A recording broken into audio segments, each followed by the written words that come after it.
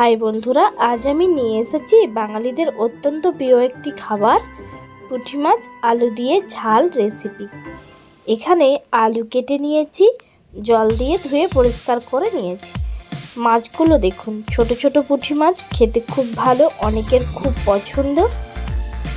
এরপরে দেখুন মিক্সিতে অনেকগুলো শুকনো লঙ্কা আর দুটো পেঁয়াজ আর জল দিয়ে পেস্ট করে নিয়েছি।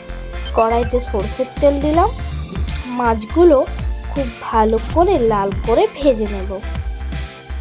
ছোট পুঁটি মাছের খুব উপকার, এই ছোট মাছ খেলে শরীর খুব ভালো থাকে, চোখের জ্যোতি বাড়ে।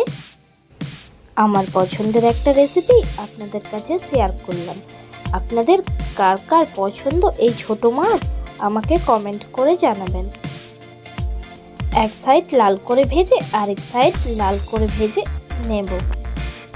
এই রেসিপি দেখে কার কার লোভ লাগছে তারা অবশ্যই বাজারে যেয়ে কিনে আনুন আর বাড়িয়ে ফেলুন আমার মতো রেসিপি।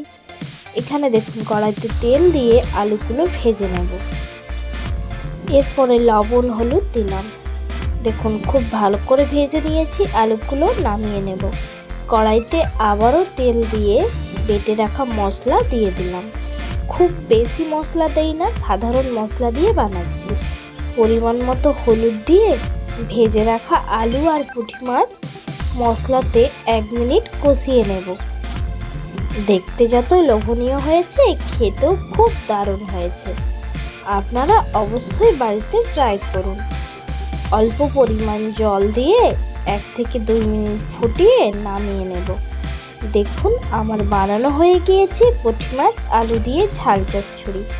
অবশ্যই বাড়িতে বানান আর কমেন্ট করে জানান কেমন হলো।